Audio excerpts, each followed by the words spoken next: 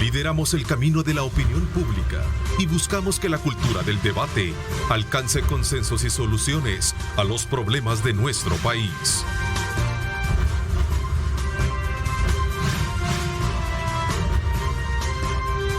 Diálogo con Ernesto López. ¿Qué tal? Buenos días, El Salvador. ¿Cómo están? Qué placer enorme saludarles una vez más. Gracias por sintonizarnos en este miércoles 13 de abril. Nos da muchísimo gusto estar con ustedes a esta hora de la mañana. Seguramente muchos ya están de vacaciones. Pues aquí estamos para llevarles a ustedes, como siempre, temas de mucha importancia. Este día nos acompaña Dagoberto Gutiérrez, un destacado político, destacado catedrático, lector de los temas de país. Quiero darte la más cordial bienvenida, Dagoberto. Sé que vamos a tener una agenda importante de temas coyunturales, los cuales vamos a tratar durante el desarrollo de esta hora y media de programa. Bienvenido, ¿cómo has estado? Quizás bien. ¿Sí? Sí, quizás bien.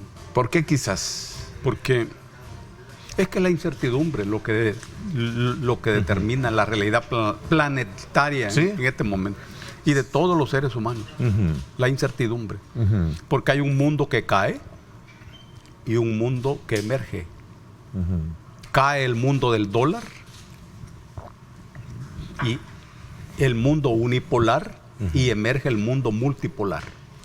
Entonces, en ese espacio hay incertidumbre.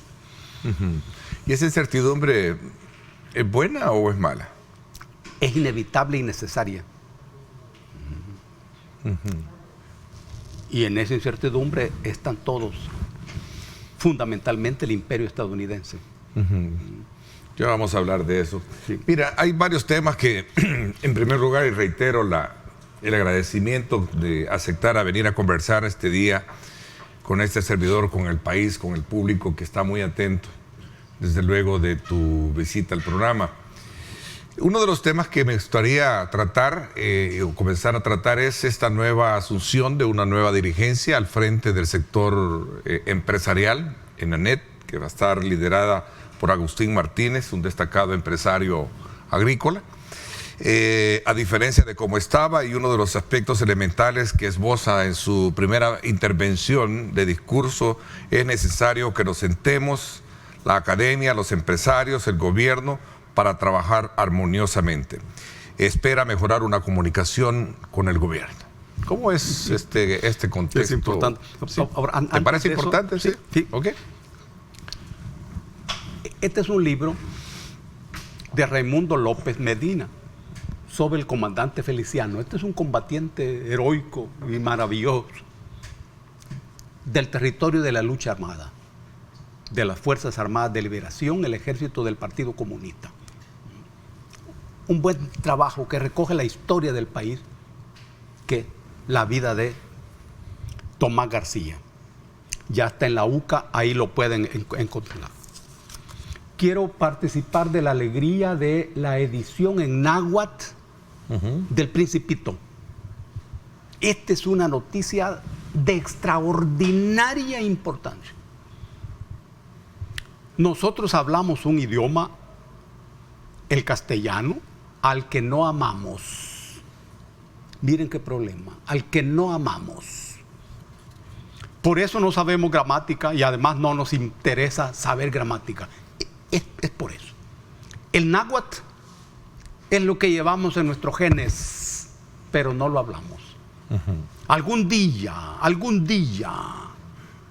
habrán gobiernos suficientemente inteligentes y sensibles que se dediquen a eso. Pero hay estas iniciativas maravillosas. El Principito en náhuatl. Debemos aprender náhuatl sin dejar de hablar español. El 31 de marzo murió en Guinea Ecuatorial Juan Daniel López, un maestro cubano. Dedicó parte importante de su vida a la enseñanza en Guinea Ecuatorial, allá en África. Fue declarado hermano mayor. Expresamos nuestro pesar por la muerte de Juan Daniel a sus hermanos, a su familia y al pueblo cubano.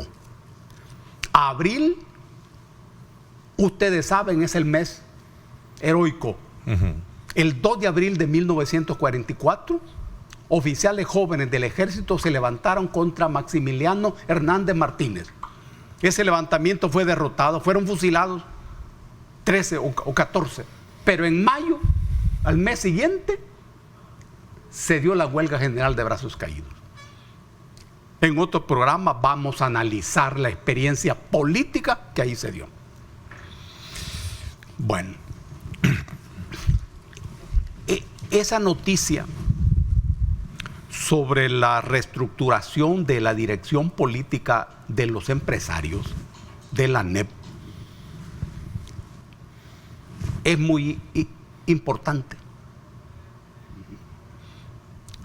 porque indica que ese ejército político de la ANEP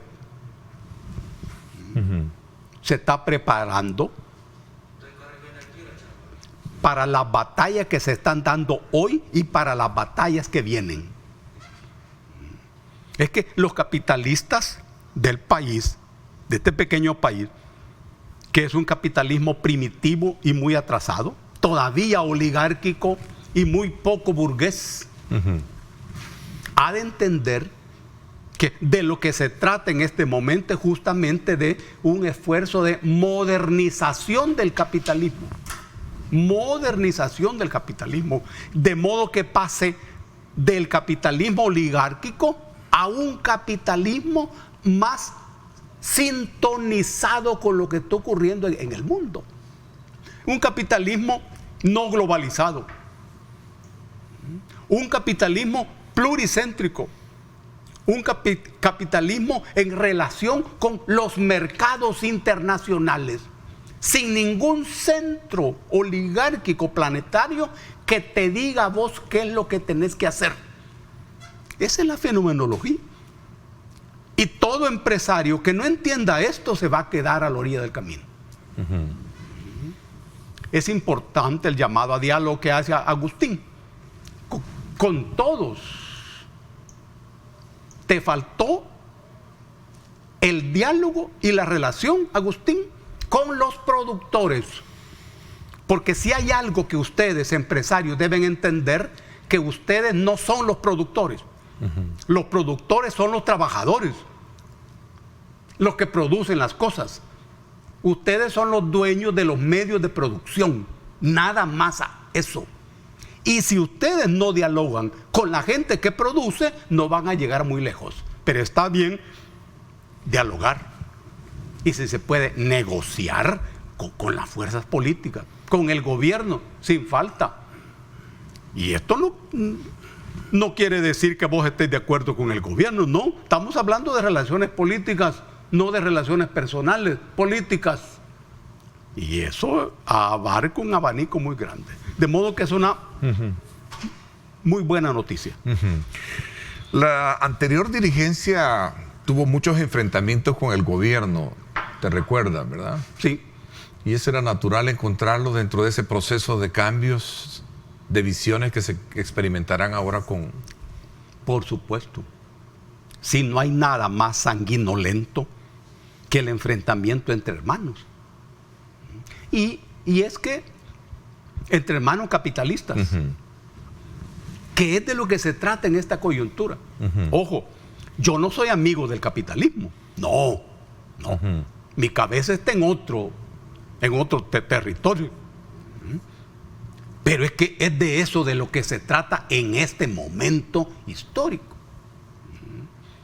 Y hay lugar para la confrontación. Y hay lugar para la concertación. Agustín y sus amigos deben de saber que solo el que confronta, concerta. La concertación no niega la confrontación. No. Porque si vos no confrontás, pues no concertás. El tema es que ha de haber armonía entre estos dos senderos, confrontar y concertar. No se trata de falsear las relaciones, ¿no? Hay cosas en las que se está de acuerdo, cosas en las que no se está de acuerdo. Pero hay que trabajar en las que se estén de acuerdo, aunque sean dos, aunque sea una. aunque sea una. No se trata de unión, no, se trata de alianzas, que son acuerdos políticos. ¿Cómo vamos a hacer para abrirnos al mercado planetario? Yo sé que un sector de empresarios están encantados con venderle sus cosas a los Estados Unidos. Y entienden eso como una astucia y como una inteligencia. No, hombre. A los mismos Estados Unidos eso les sale caro hoy, porque Estados Unidos dejó de ser la fábrica y se convirtió en el mercado de todo. Igual nosotros tenemos que abrir. Ojalá, Agustín, que estas cosas estén claras en tu cabeza y en tus amigos. Un gobierno debe estar de cerca con el sector empresarial. Un gobierno ¿Y cuál es tu análisis con el actual? ¿Tú crees que esta ausencia o esta separación ha sido buena en estos 3 años que está por cumplir ya el gobierno? Un gobierno debe estar de cerca con el pueblo. Pero si se trata de un gobierno popular. Si no se trata de un gobierno popular, entiende las cosas como que hay que estar de cerca con los empresarios. Y está equivocado. Pero si su naturaleza es esa, eso resulta correcto. Pero si hay un gobierno que depende del pueblo y depende de los votos del pueblo y no de los votos de los oligarcas, ese gobierno ha de estar cerca del pueblo para lograr que el pueblo esté cerca de él. Todo gobierno puede estar cerca de los empresarios, y en la medida que se acerque a los empresarios, se aleja de la gente. ¿Cómo romper ese ciclo fatal? Esto tiene que ver con los empresarios. ¿Cuáles son los salarios que pagan los empresarios? ¿O están pagando salarios de hambre? Hoy no se habla de desarrollo económico, se habla de crecimiento económico. Y esa es una referencia a las ganancias de las empresas. Cuando crece la economía, crecen los números. Pero cuando se habla de desarrollo, se habla de el beneficio de ese crecimiento para todos, sobre todo para los productores, que no son los empresarios. Esto ha de entenderlo vos, nuevo dirigente de ANEP, tus compañeros en esa directiva y todos los que intenten hacer política, incluso todos los que intenten participar en política. Hay un decir, un dicho o un sostén, un argumento o como tú quieras llamarlo, de que el país está, al igual con el resto de países en el mundo, sufriendo un elevante que es precisamente las consecuencias del disparo de precios en los hidrocarburos, y esto trae consigo desde luego ciertos problemas para la economía, para el crecimiento.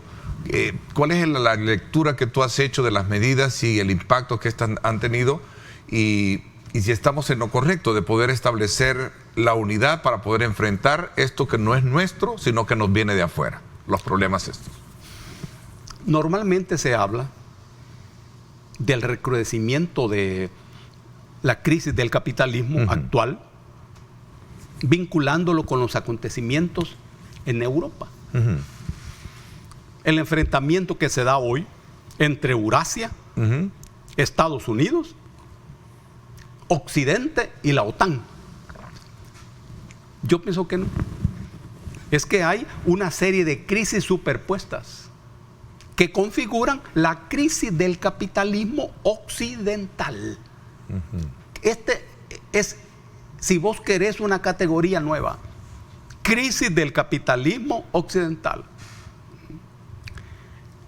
La pandemia determinó una crisis. Luego, adentro de la pandemia, la crisis de los contenedores.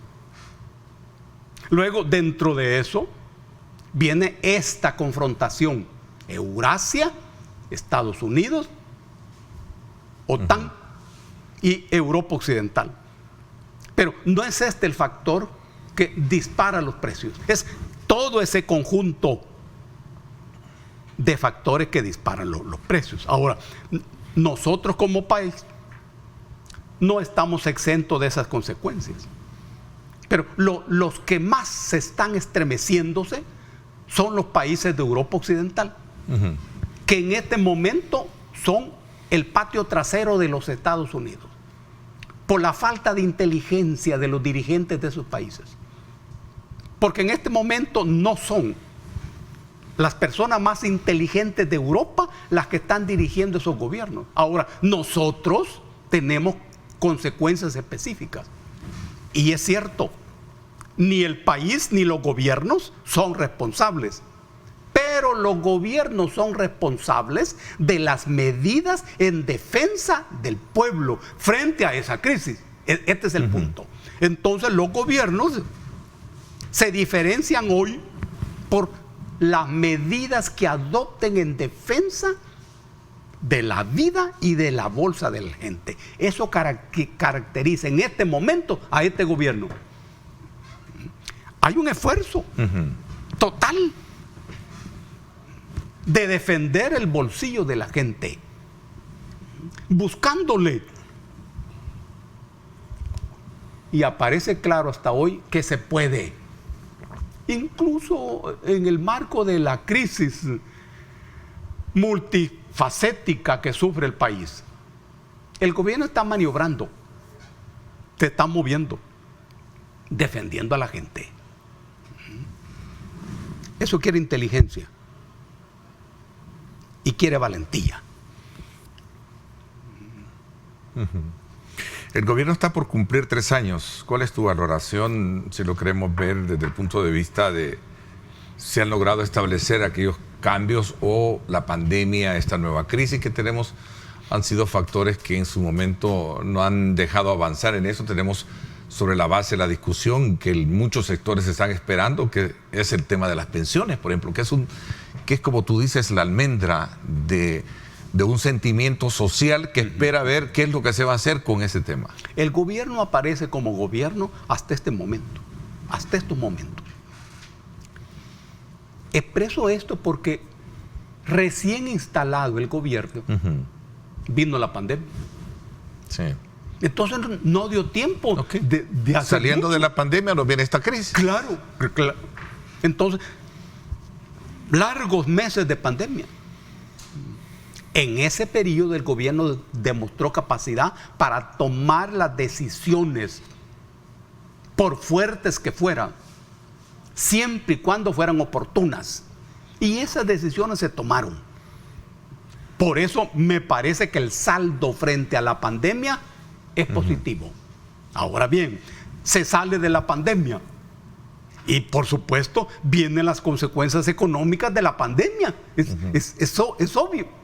Entramos a ese terreno y luego vienen las confrontaciones planetarias, de tal manera que este parece ser un gobierno de crisis. Pero lo importante aquí es que no se trata de un gobierno en crisis. No. En medio de toda esta sucesión de eventos complicados, el gobierno tiene una proa. Parece que tiene una proa. Y también tiene un proyecto. Ahora, rodeado de enemigos por todos lados. Es que si vos abrís los diarios, las radios, 100% enemigos. Esta es una característica. ¿En qué consiste el enfrentamiento? Esto no es un gobierno que está haciendo una revolución. No. Tampoco es un gobierno de izquierdas. Formalmente tampoco es de derechas. ¿De dónde viene el enfrentamiento? Bueno, y enfrentamiento con los Estados Unidos, que es una buena noticia. Porque si vos querés hacer algo digno, útil para la gente, no podés estar detrás de ningún imperio, mucho menos de un imperio primitivo y oligárquico y fascista como el de los Estados Unidos. Ahora, Eso caracteriza al gobierno, el ejercicio gubernamental en este periodo. La gente sabe y el gobierno sabe que hay una serie de puntos fundamentales que lo caracterizan. Por ejemplo, el tema de las pensiones. Eso caracteriza este periodo, porque es un tema sanguinolento, donde sucesivos gobiernos se han burlado de la gente, sucesivos gobiernos le han robado el dinero a la gente. Entonces hay tensión esperando qué es lo que va a decidir este gobierno en el tema de las pensiones. ¿Y qué va a decidir el gobierno en el tema de la educación, en el tema de la salud? Es cierto, el gobierno le está prestando atención a la educación superior. Todos sabemos que para mover la educación hay que partir desde abajo, desde el kinder. Pero en eso hay movimientos del gobierno que ha aprendido a moverse en crisis, sin ser un gobierno en crisis. Pero la historia es así. ¿Y qué características va a tener, a tu criterio, debe de tener este nuevo documento, esta nueva ley, o lo que presenta el gobierno en cambio con el tema de las pensiones? Porque hay mucha expectativa de esto, don Roberto. En todo caso, el planteamiento que se haga en las pensiones ha de tener sostenibilidad. Sostenibilidad. De tal manera que vaya más allá de este gobierno, más allá de unos 10 años. 2, ha de tener extensión, se ha de ampliar el número de beneficiados y de participantes, y ha de aumentar la cantidad de dinero de la pensión para la gente. Son 3 piezas. Claro, esto pasa por un afanoso trabajo técnico, contable, económico. Pero la cabeza política determina muchas de esas cosas. Muchas de esas cosas. Hasta ahora la oposición al gobierno no ha visto su derrumbe, ni ha visto su fracaso, aunque se invoca mediante diversos conjuros. Pero hasta ahora el gobierno sigue caminando. ¿Por qué cree que se ha venido postergando esta propuesta de las pensiones? Es que no es fácil, ¿no? Si hay algo complejo en un país como el de nosotros, es ese tema. Es la complejidad misma de los números, de la administración, de la sostenibilidad en el tiempo, ese es el de la variable de aportes que debe de existir a partir de la generación de empleo, porque ¿de qué sirve si no lo alimentas con nuevos empleos? Depende de eso. ¿Sí? Está relacionado con toda la economía, y hasta ahora ningún gobierno anterior ha afrontado esto. Al contrario, creo que lo han manoseado. Lo han complicado, ¿sí?, de una u otra forma. Sí, el fideicomiso y todo ese tipo de cosas. ¿Y ahora qué esperamos? Ahora es una buena señal que el gobierno haya descubierto que es un tema complejo y también complicado. Y se ha tomado su tiempo. Eso no es una mala señal, es una buena señal. Claro, eso complejiza lo que se va a entregar. Y hay expectación. Hay expectación. Pero también hay expectación por reformas relacionadas con la vida de la gente. Por ejemplo, la agricultura. Así como están las cosas en el planeta, resulta fundamental que lo que debemos garantizar todos y para todos son los frijoles, la tortilla, el arroz, queso. Ya la carne es otra cosa. Y los ojos están puestos en el gobierno. Ese es un tema a muerte. 2, lo ambiental. Ojalá estés oyendo esto, Nayib Armando. Lo ambiental. El tema del agua. La gente que tenés trabajando en eso ha de tener suficiente cultura y sensibilidad.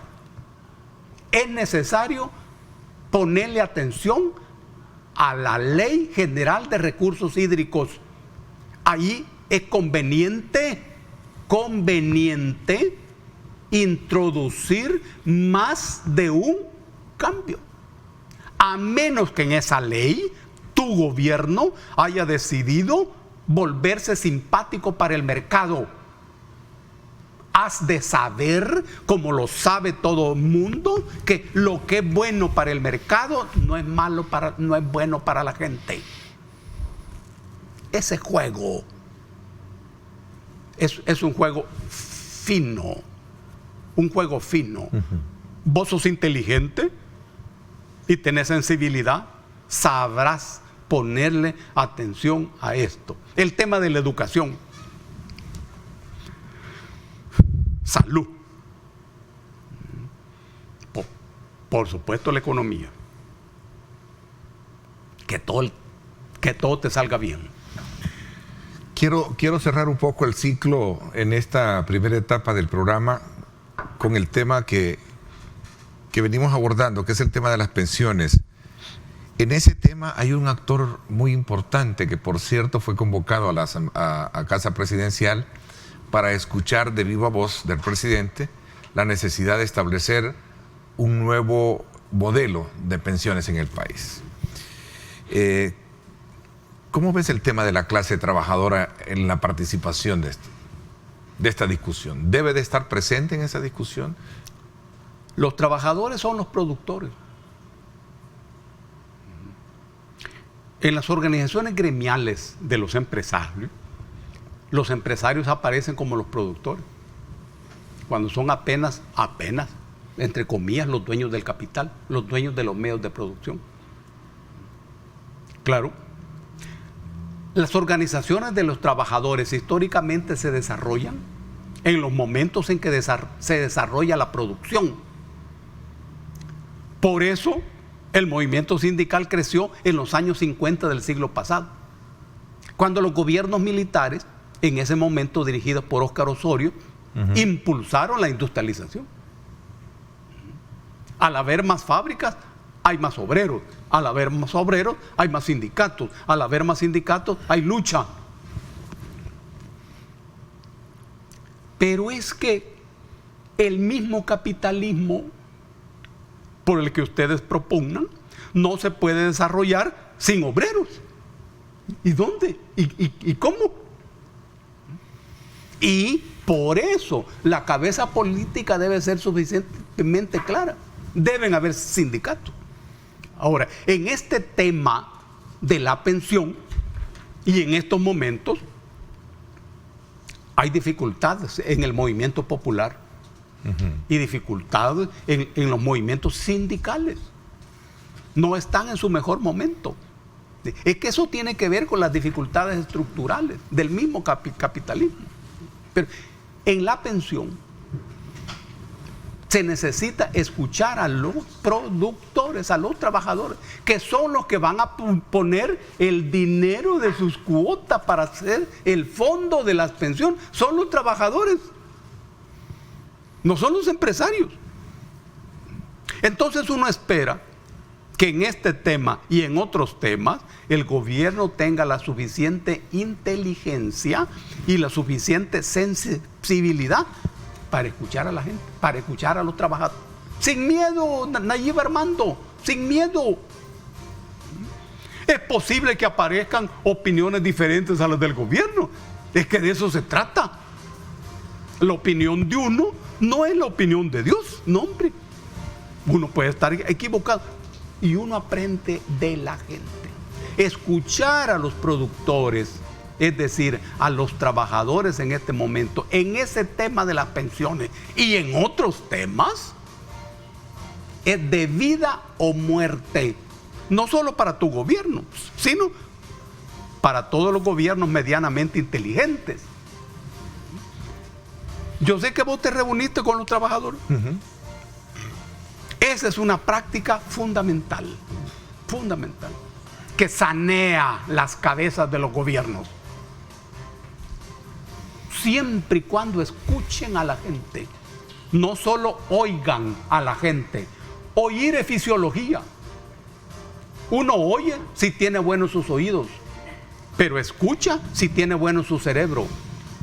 Eso es lo que tu gobierno tiene que hacer con los obreros y con los trabajadores. También con los empresarios. Pero esa es otra cosa. Ok, voy a hacer una pausa. Vamos a hablar ahora de los 30 días, que es el plazo que tiene el país para estar bajo el régimen de excepción. ¿Cuál es tu opinión? Autoridades han desarrollado operativos en todos los departamentos del país para sacar supuestos criminales, no solo de las calles, de los barrios, las colonias, sino que también desde las casas. ¿Cuál es tu impresión? Vamos a hablar de esto cuando recemos a nuestros televidentes. Gracias por estar participando, muy conectados a través de En Línea. Compartan esta señal con sus contactos, participen, nos interesa conocer la opinión de ustedes en esta mañana de miércoles que estamos conversando y haciendo un análisis general de temas coyunturales con nuestro buen amigo Dagoberto Gutiérrez. 7:01, regresamos. Este programa es presentado por Econoparts, 50 años haciéndote llegar lejos. Bueno, nuevamente saludamos a esta hora de la mañana a nuestros amigos de Econoparts. Qué mejor recomendación si usted piensa desplazarse por cualquiera de las carreteras de nuestro país, revise su vehículo y si tiene algún problema, pues vaya a Econoparts. Ahí hay repuestos de calidad mundial y sobre todo también en el marco de cumplir 50 años de estar ofertando buenos repuestos para nuestros vehículos. Así es que un saludo muy especial a nuestros amigos de Econopar, líderes en ventas de repuestos automotrices de calidad mundial que están cumpliendo 50 años. Sí, 50 años, así lo escucharon bien. Desde que comenzaron ellos han sido parte de nuestras vidas, de nuestros caminos y por supuesto de nuestros grandes logros. Vamos ahora entonces a conocer cómo está el estado de las calles. Vámonos al sector de los centros comerciales. Ahí está el Boulevard de Los Héroes, para que usted vea que a esta hora de la mañana, pues prácticamente sí tenemos una circulación bastante libre en este sector de los centros comerciales. Así es que ahora, desde luego, como siempre, agradeciendo a Econopar, 50 años para que tú llegues donde quieras llegar. Este programa fue presentado por Econoparts, 50 años haciéndote llegar lejos. Gracias. Comenzamos, desde luego, seguimos conversando con nuestro buen amigo Dagoberto Gutiérrez. Dagoberto, 30 días son los que tiene el país para estar bajo el régimen de excepción, lo cual ha traído consigo una serie de operativos por parte de las autoridades en todos los departamentos para sacar no solo de las calles, barrios, colonias, etcétera, sino que de las casas a supuestos criminales y especialmente a todos aquellos que están bajo la categoría de ser pandilleros. Esto ha traído consigo varias lecturas. ¿Cuál es tu lectura para poder conocer un poco el escenario en el que gravita este estado de excepción que, de acuerdo a las autoridades, ha traído consigo ya a estas alturas? Creo que, bueno, en primer lugar, la tasa de homicidios casi a cero. Varios días hemos estado a cero homicidios, pero también ha traído casi 10.000 capturas de personas vinculadas precisamente sobre esta base de figuras delictivas. A mí me parece que hay dos líneas. 18 días, ahí está, mira. 10.000 capturas de pandilleros en 18 días. Fuente PNC. Me parece que hay dos líneas de reflexión en el tema. Uno es lo relacionado con la guerra social. Lo que tiene que ver con la pandilla tiene que ver con una guerra social. Este estalló en nuestro país en el momento en que se resolvió la guerra popular hace 30 años y se adoptó el neoliberalismo como la filosofía política dominante, política, económica, educativa, cultural. Esto dejó fuera del mercado, de la educación, de la salud, del presente y del futuro a miles y miles y miles y miles y miles de muchachos y muchachas que tomaron dos decisiones. Uno, no dejarse morir de hambre. Y dos, participar en el reparto del pastel neoliberal. Ahí empezó. Hace 30 años. 30 años después, desaparece la Mara, que es la figura sociológica con la que esto empezó. La pandilla descubre el territorio y con el territorio descubre el poder económico y el poder político. Y se llega a este momento en donde la pandilla es una fuerza política que controla de diversas maneras el territorio del país. La razón de esto es porque en la filosofía del neoliberalismo el Estado desaparece y aparece el mercado como rey y como reina. Esa es la situación actual del país. Pese a que hay un proceso de recuperación del Estado frente a la sociedad. El Estado no se rescata, sino es a costa de cortarle las uñas al mercado. No hay otro camino. Ahora bien, cuando la pandilla decide aumentar el número de homicidios en el país, esa es una decisión política de grupos de poder adentro de la pandilla, que son organizaciones políticas, que toman decisiones políticas. Hay que saber qué es lo que movió esa decisión.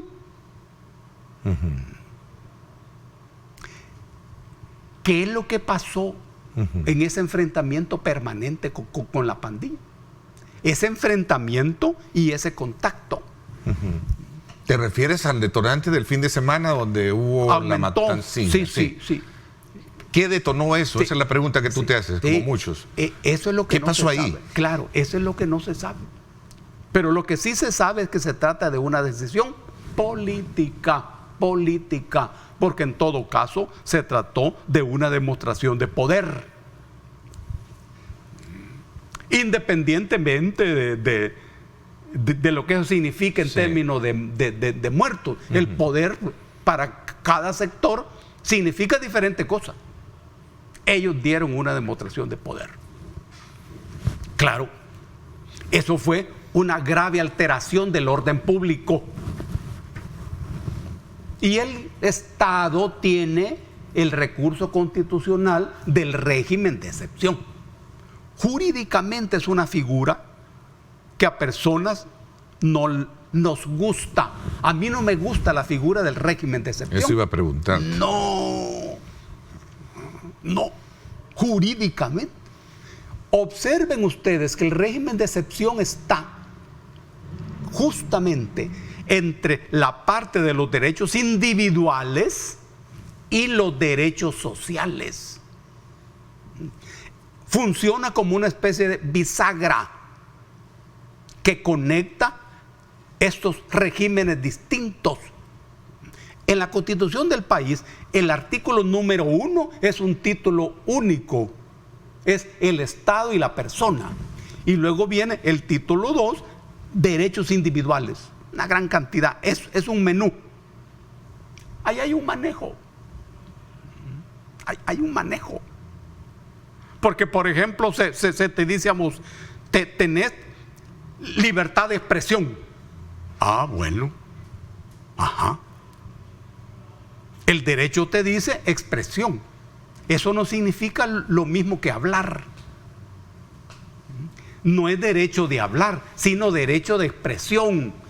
Y para el ser humano, ese derecho implica de que yo debo tener que expresar. La figura se refiere al contenido de lo que decís, no se refiere al habla. Pero ahí hay trampa. Estoy hablando de trampa constitucional, porque para que yo tenga libertad de expresión necesito condiciones materiales para poder expresarme.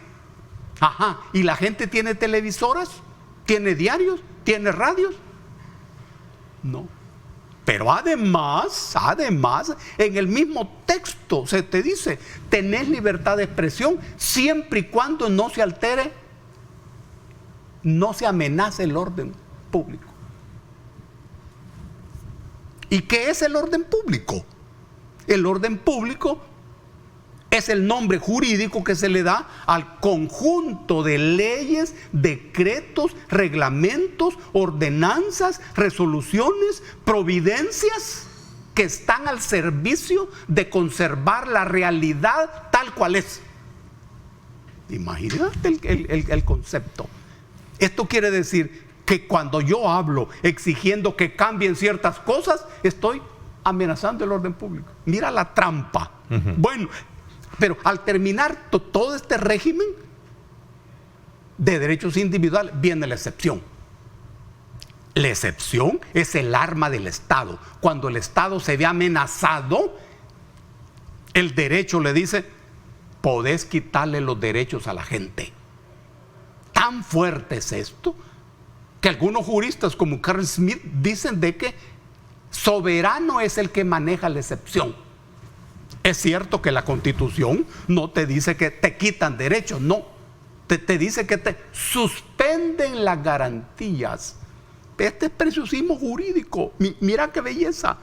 Te suspenden las garantías. Son 6 artículos nada más los que el régimen de excepción afecta. Nada más 6 artículos. Son 6, sí. Sí. Los 2 últimos, el 112 y el 113, son claves. Fundamentales. Ahí está la presunción de inocencia. Y está la explicación de la detención administrativa. Ojo, no te equivoques vos pensando que la Constitución te dice que si alguien te imputa algo, sos inocente. No. La Constitución te dice que no sos culpable, pero que sos inocente, presunto. Inocente es, jurídicamente, aquel al que nadie le ha acusado de nada. Es inocente. Pero si alguien te acusa, el derecho te dice a vos que sos presuntamente inocente. Ya hay una gradita abajo. Ahora, en ese escenario se mueven los gobiernos, que no tienen que afectar los 6 artículos, no.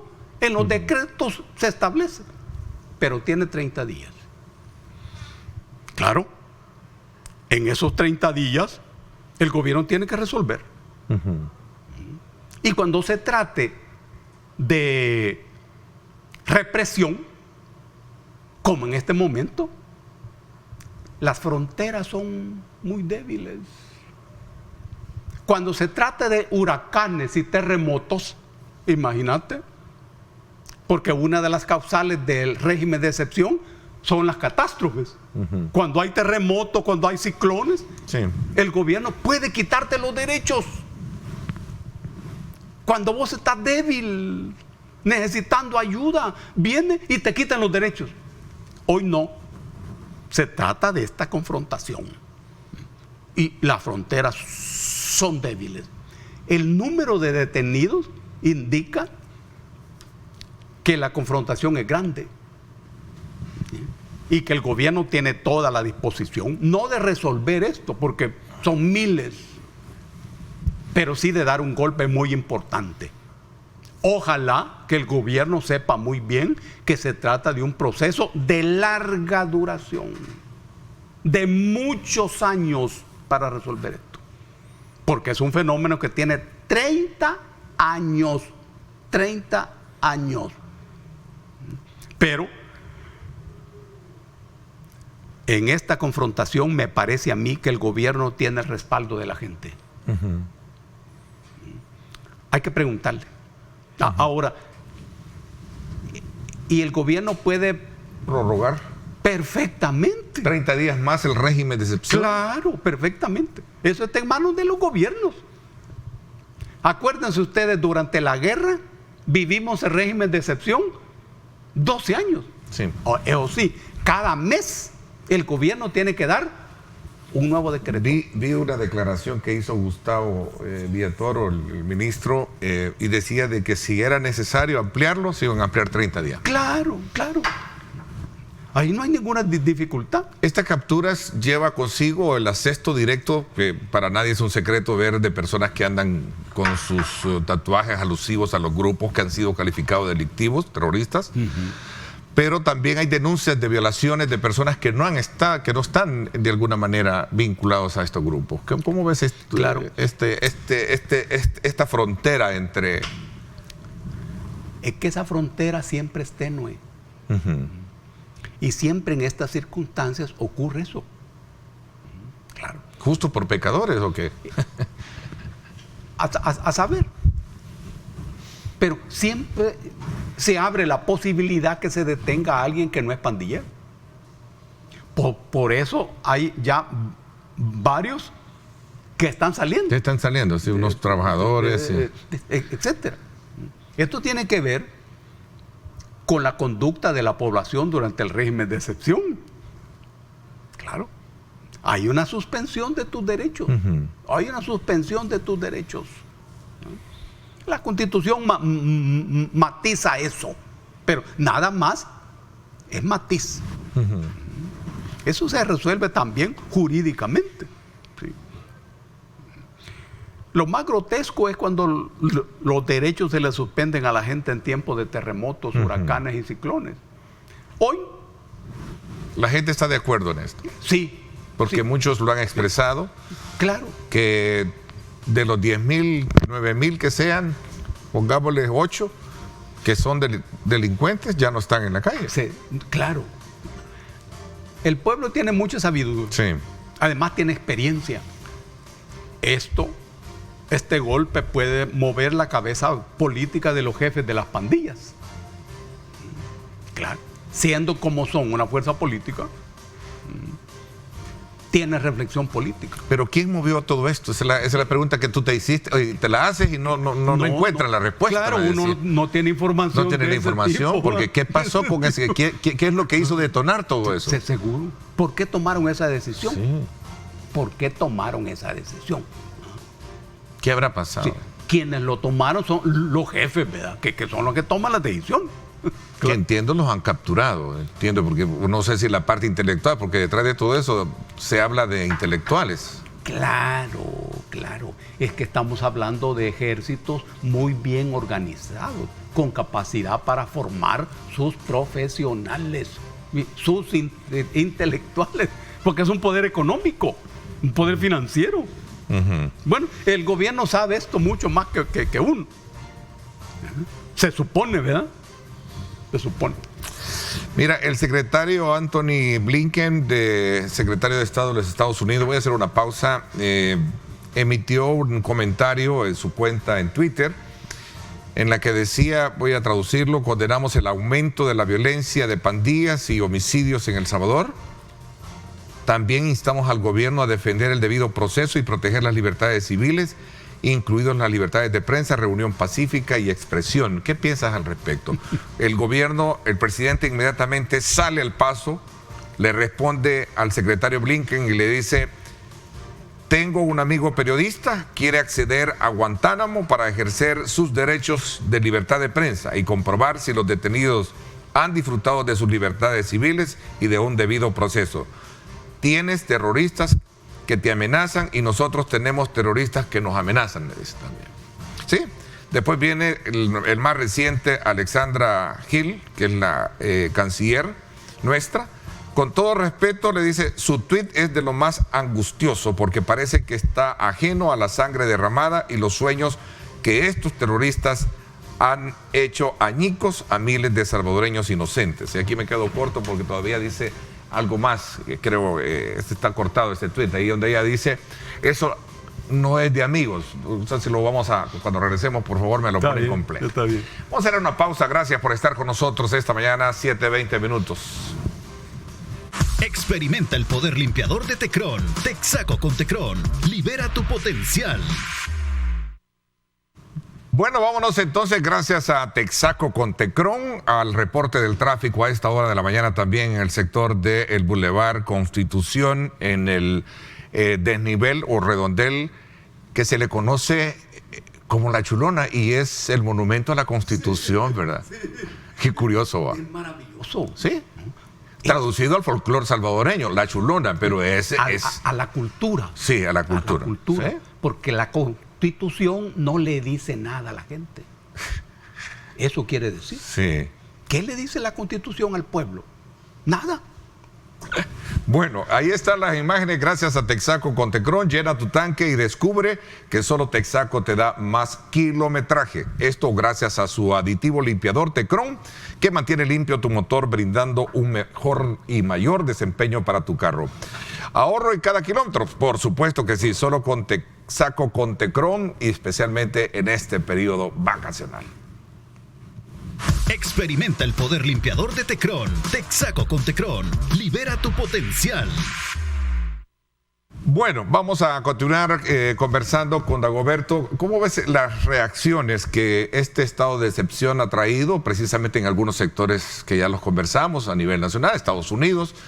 Hay cierto sector de la prensa nacional que también expresa su preocupación por algunas reformas que se han sufrido dentro de este contexto y que de alguna manera están buscando opacar la libertad de expresión y la libertad de prensa. ¿Qué piensas tú específicamente en algunos periódicos que han estado manejando historias relacionadas con la supuesta tregua entre el gobierno y estos grupos pandilleros? Voy a comenzar ahí antes de irme a Estados Unidos y las reacciones de los funcionarios. ¿Sí? Es que o hilvanar un poco todo. todo esto está relacionado. En el mundo de Dios se está hablando bastante de la libertad de expresión.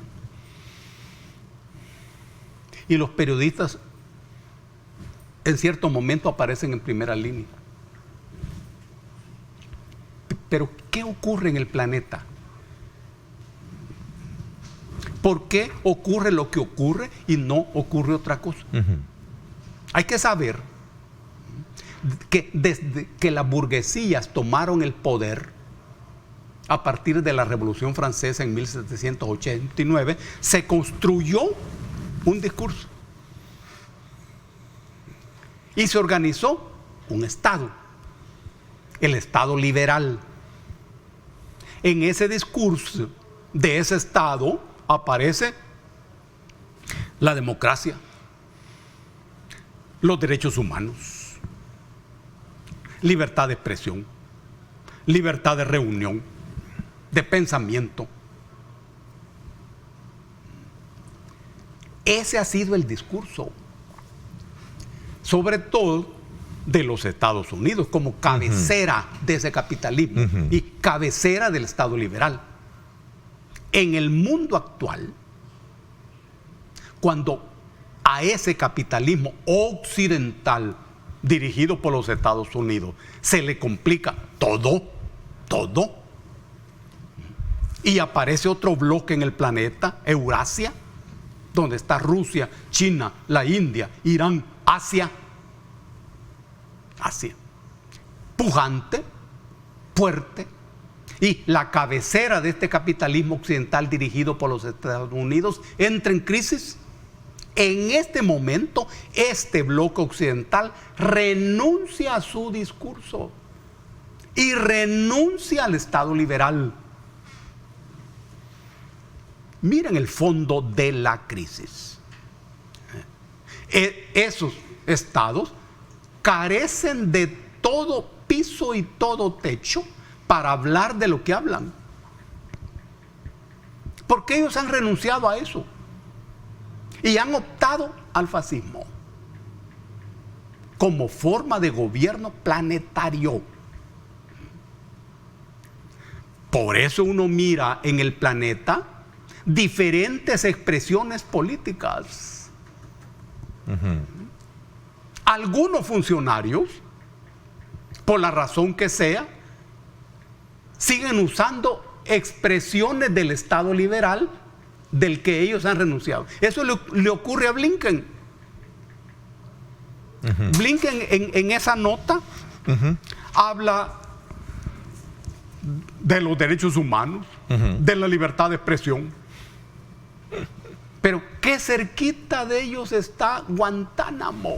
Eso es lo que le sacó el presidente. Claro, Guantánamo. Y el mismo gobierno que hoy está hablando de la libertad de expresión, ¿y qué libertad? ¿Y qué derechos a los presos árabes de Guantánamo? ¿Qué calidad moral tienen los gobiernos de los Estados Unidos en este momento para hablar de eso? Ninguna autoridad moral. Y no fue este gobierno el que destruyó Siria, matando a niños, a mujeres, a ancianos, destruyendo ciudades.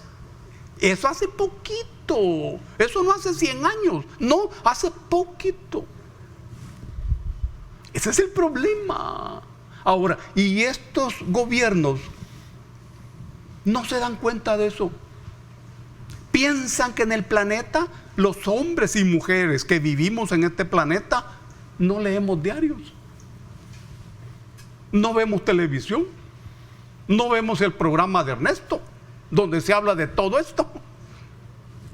Es debilidad de la cabeza y pérdida de piso y de techo para defender lo que en este momento no defienden y que nunca han defendido. Este es el problema del imperio. ¿No? Su apuesta política es el fascismo. Por eso, y el neoliberalismo. Por eso es muy importante lo que hoy ocurre en Francia. Macron, neoliberal, no gana la elección en la primera vuelta. Y ahí va, con la Marine Le Pen. Un ultraderecha de Francia, a saber qué sería aquí.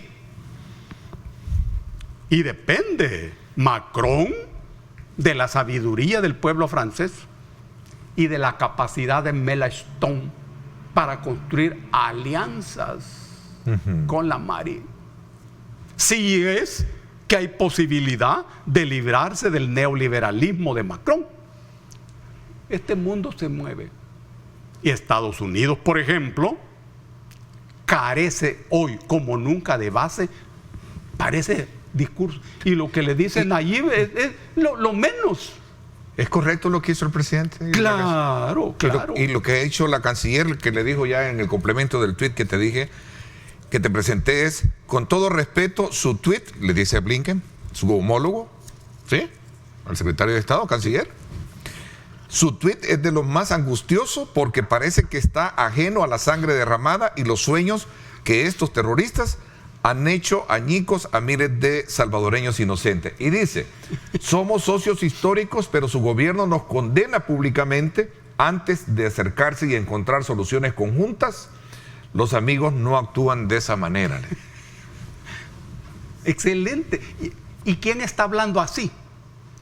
Un pequeño país como el de nosotros, que no tenemos oro, ni petróleo, ni uranio, que nos acostamos muchas veces sin leer el diario, que no leemos todos los días, por lo que vamos a tener dificultades para entrar al cielo, que están exigiendo lectura, te van a exigir lectura. Ese pequeño país tiene ese diálogo con el imperio, al que hace poco nadie le respondía nada. Pero hoy el mundo está descubriendo que hay otros mundos en este mismo mundo. Y eso no quiere decir que Estados Unidos sea enemigo de nosotros, no. Seamos amigos, gringos. Pero aprendan a respetar a los amigos. No exijan ustedes que los enemigos de ustedes sean enemigos de nosotros. Nosotros no tenemos el poder para producir enemigos, ustedes sí, pero seamos amigos, entendámonos, socios históricos, como dice Alejandra. Mira la calidad que te dan a vos, Blinken. Socios históricos te dicen, pero respetémonos, no se metan ustedes en nuestras cosas, así como nosotros no nos metemos en las de ustedes. Preocúpense por las matanzas que se están ocurriendo en las estaciones de metros, bueno, en los colegios. Póngale atención a eso, Antonio. Y si necesitan ayuda de nosotros, que sabemos de eso, con todo gusto. Pero nos vamos a mover cuando ustedes nos pidan ayuda. Aprendan eso. Según el informe de los Estados Unidos, en el país hay privaciones arbitrarias y bloqueo a la libertad de expresión, hablan de torturas, hablan de denegación de juicios públicos justos, interferencia en la privacidad, en la libertad de expresión y todos esos otros elementos. ¿Qué piensas? El mismo derecho burgués permite todo eso. Antes no se permitía ni la extradición. El texto constitucional decía, en el caso de los salvadoreños, ninguno será extraditado. Aquí te preguntan eso, voy a dejarte de este punto para ir cerrando y un poco otros temas. ¿Qué piensas tú de la denegación que tiene el Estado de la extradición de ciertos elementos ¿Cómo no? pandilleros que pide Estados Unidos? Exacto. Voy a la pausa 7:34, no me cambien, regresamos y gracias nuevamente por estar con nosotros. Este programa es presentado por Econoparts, 50 años haciéndote llegar lejos. Bueno, gracias a Econopar vamos a conocer el estado del tráfico a esta hora de la mañana, también saludándolos como siempre por cumplir 50 años. Sí, 50 años de ser líderes en repuestos de calidad mundial para nuestros vehículos, para que estos sin duda alguna lleguen a su destino y nosotros podamos seguir disfrutando de nuestros caminos. Vámonos a conocer cómo está el estado del estado de las calles. Vámonos a la avenida Jerusalén a esta hora de la mañana.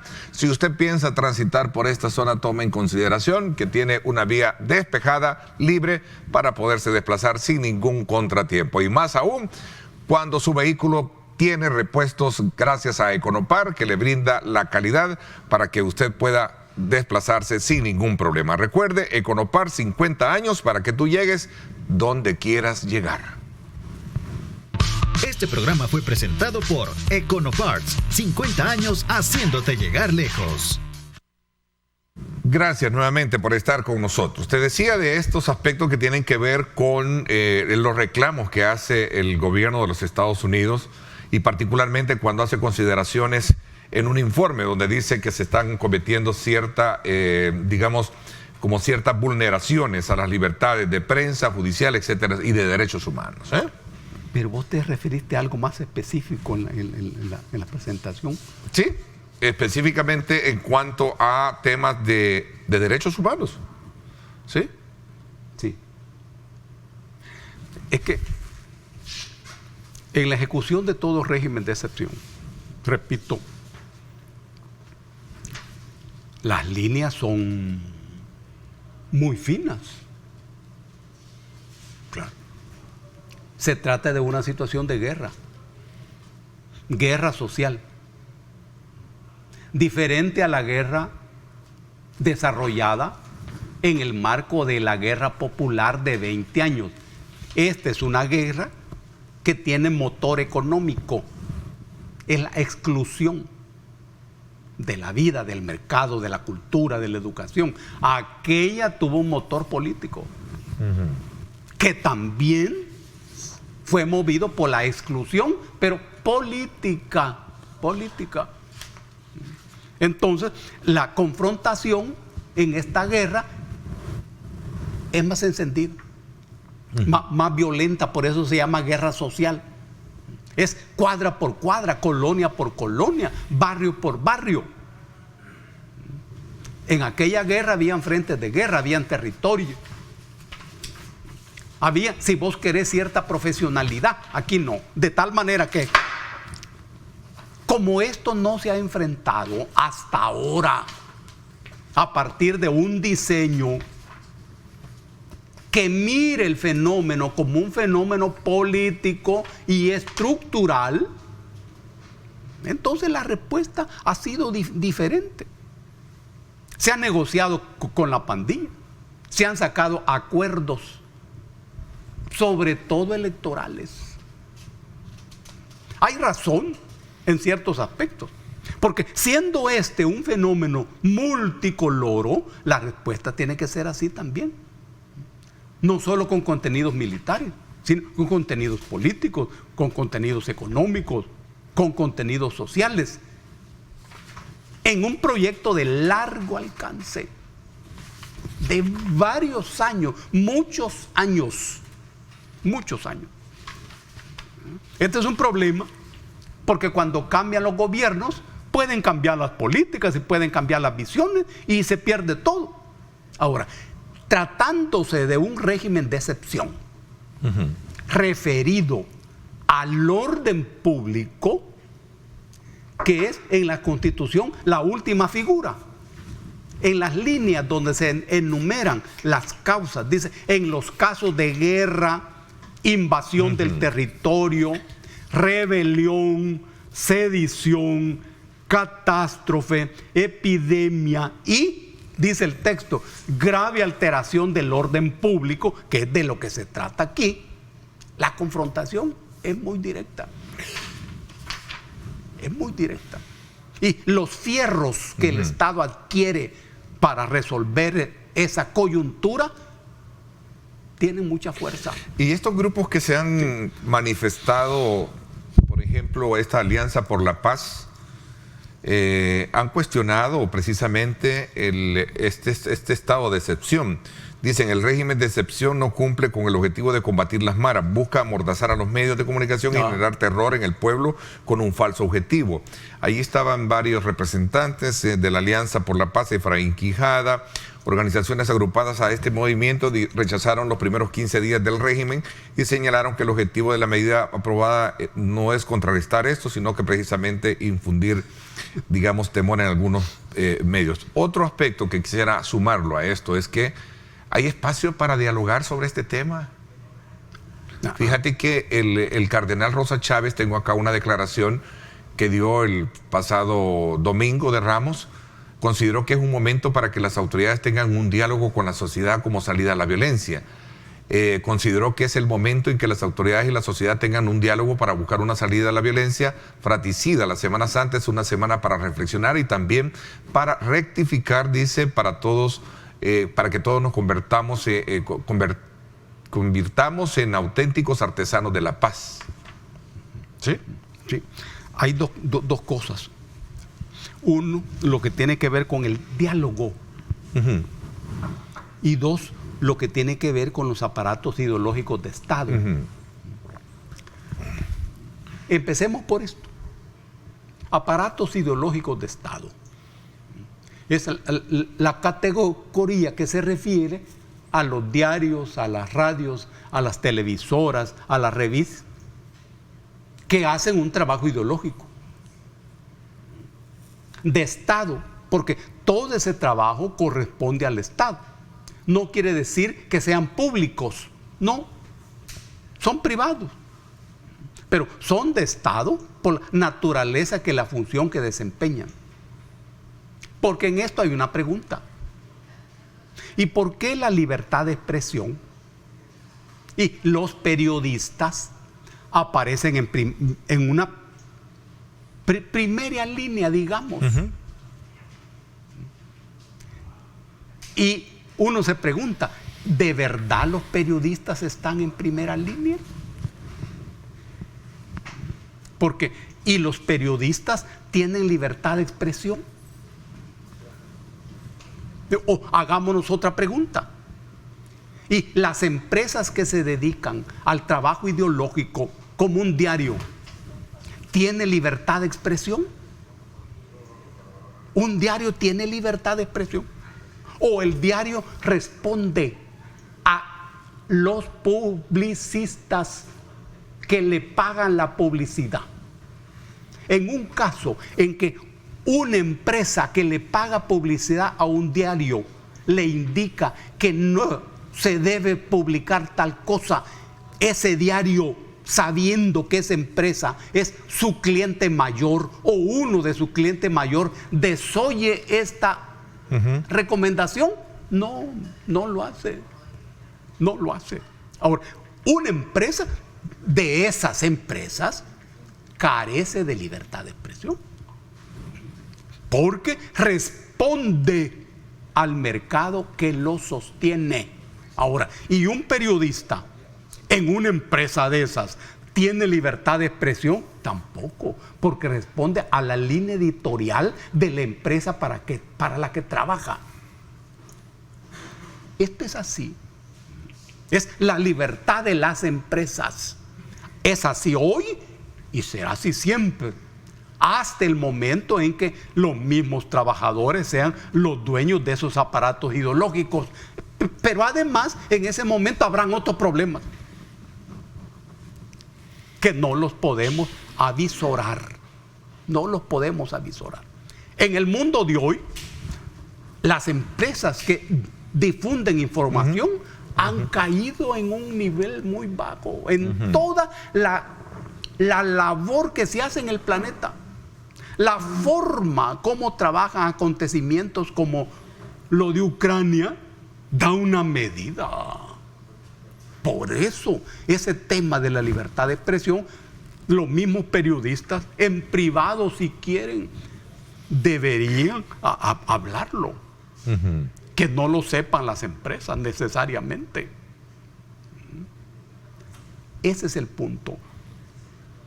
No son los periodistas los que están en la primera línea, es todo ese mercado poderoso. Ok, ¿y eso del diálogo? ¿Cómo lo ves? Diálogo. ¿Qué dice? ¿Qué piensas de las declaraciones de Monseñor, del cardenal? El cardenal Rosa Chávez tiene razón.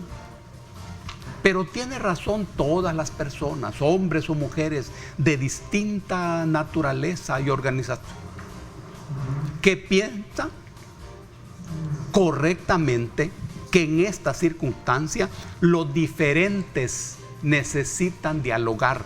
Los diferentes, aquellos que piensan diferente, deben dialogar. Es lo que hicimos nosotros para ponerle fin a la guerra de 20 años. ¿Acaso pensábamos lo mismo los jefes de la guerra del gobierno y nosotros? No.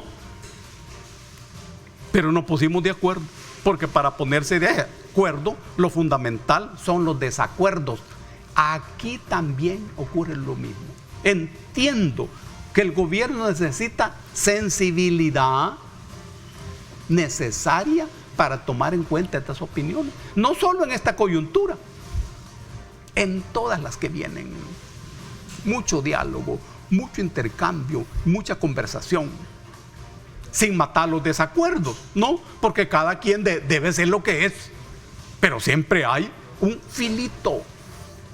Recordemos que en la historia de la humanidad, los sapiens sobrevivimos hasta hoy por una razón, porque aprendimos a ponernos de acuerdo. Ok, vamos a hacer una pausa entonces y vamos a regresar un poco con las conclusiones. Tenía otro tema, fíjate que conversar contigo, que tiene que ver con el tema de los partidos políticos. La renuncia o la disposición a la que la dirigencia del COENA hizo esta semana. Conocer tu opinión con relación a ello y, por supuesto, el surgimiento de otros movimientos políticos por ahí, ¿verdad? Seguro. Me gustaría aprovecharlo y si no vamos a tener más tiempo más adelante para hacerlo, pero vamos a correr en el tiempo, 7:48. Pausa y regresamos con más.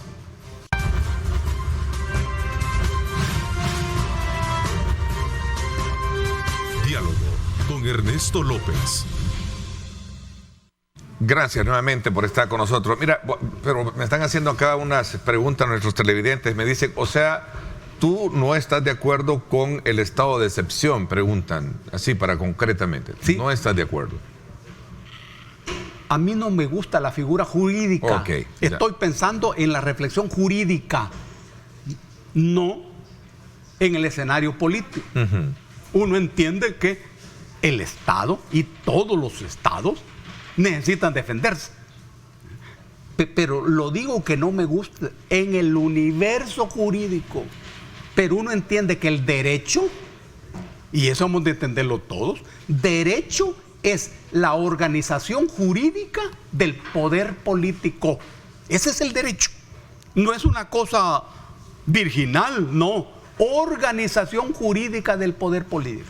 Yo necesito derecho para defender mis intereses. Yo y todos. ¿Ves correcto todos los operativos y la captura que están haciendo entonces? Pregunta. No puedo decir eso porque es que yo no conozco todos los operativos. Si me preguntas vos, no conozco ni un tan solo operativo. ¿No? ¿Cómo saberlo? Hay que andar con la policía, ¿verdad? para ver los operativos. No consideras, dice acá, tu panelista no considera que hay violaciones de derechos en las personas. Claro, eso es lo que hemos dicho. Estamos diciendo que la línea es tenue. Y puede haber diferentes cosas, hombre, diferentes fenómenos, claro. Por ejemplo, que se detenga alguna gente que no tenga nada que ver. Eso lo resolverá el juez. Porque ese es el procedimiento, claro. Abramos bien la cabeza en esto. Pero intentemos mirar el todo a través de sus partes. Y no solo las partes. Preguntan acá, ¿cómo piensas de alguna manera ver que Estados Unidos ha sido un aliado histórico de nuestro país y con esta situación que tenemos ahora las cosas se nos van a complicar a los que vivimos acá en Estados Unidos? Me imagino que vive el salvadoreño residente en Estados Unidos. Los salvadoreños que están en los Estados Unidos están produciendo riqueza para los Estados Unidos. Esta es una especie de aporte del pueblo salvadoreño que no tiene patria a los Estados Unidos. No se trata en ningún caso de una generosa acogida de los Estados Unidos, no. Y los salvadoreños van a trabajar, a producir dinero para ellos. Eso está bien. Y nosotros también nos beneficiamos. Como hay aquí una oligarquía primitiva, de repente lo que mandan los salvadoreños es lo que sostiene la economía del país. Los pobres sostienen la economía del país. Ese es un problema estructural. Ahora, y Estados Unidos es socio de nosotros. ¿Vos te imaginás? Y un chiquito, un mínimo, un pobre, como nuestro país, es socio del imperio más poderoso del planeta. ¿Es posible eso? ¿A dónde se ha visto eso? No. No olvidemos eso. Y no pensemos que el mundo se vacía en los Estados Unidos. Ese es el mundo unipolar, que es el que está terminando. Necesitamos abrir la cabeza hacia el mundo. Hay otros mundos en este mismo mundo, otros amigos, otros mercados, otras relaciones, sin renunciar a los Estados Unidos, que seguimos siendo amigos, pero con respeto. Ese es todo. Ok, es hora de entregar arena a gente de 35 o 40 años que quieran renovar.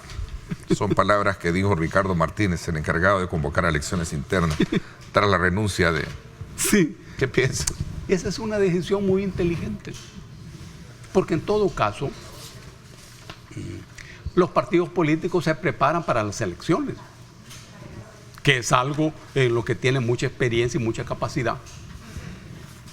Y los que saben de eso, y en Arena hay gente que sabe mucho de eso, entenderá quizás que la edad es importante. Si ellos pueden hacer eso, sería una gran victoria. No pienso que garantice su papel político, pero sí les puede ayudar en su papel electoral. Es así. En todo caso, nadie debe pensar que el corazón del problema en nuestro país es la lucha entre partidos políticos. No, no. La lucha es entre poderes económicos y políticos, de los cuales los partidos políticos son instrumentos. Esa es la naturaleza de los partidos políticos. Bueno, el tiempo está... Yo solo quiero decir lo último. Es que el 16 de abril de 1792 nació Anastasio Aquino, el padre de la dignidad de nuestro país. El pueblo de Santiago Nonualco va a celebrar y está celebrando esta fecha. Un abrazo a toda esa gente inteligente y sensible que recuerda estas fechas patrias. Bueno, y estamos en Semana Santa también. Sí. tiempo para hacer reflexiones importantes. Sí, importantes. Sí, ¿verdad? sí. Asistir a cada quien a sus hábitos espirituales. Exactamente. Semana Santa es una fecha muy cargada de poder y muy cargada de fe.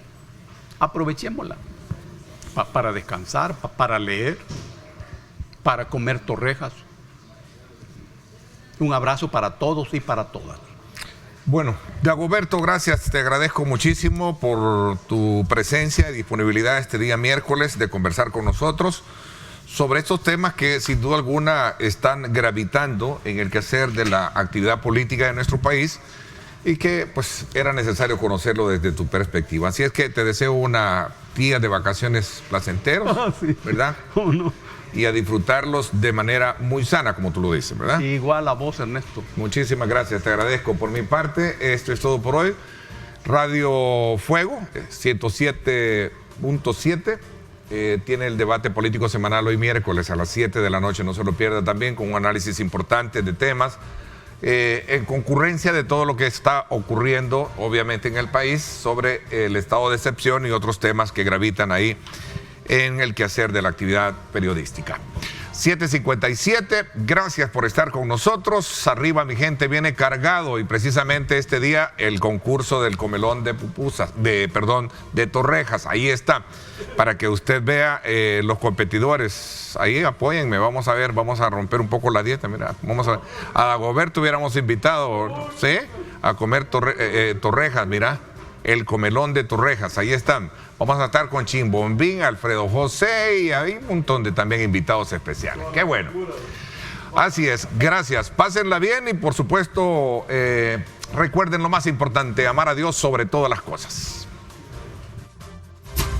Lideramos el camino de la opinión pública y buscamos que la cultura del debate alcance consensos y soluciones a los problemas de nuestro país.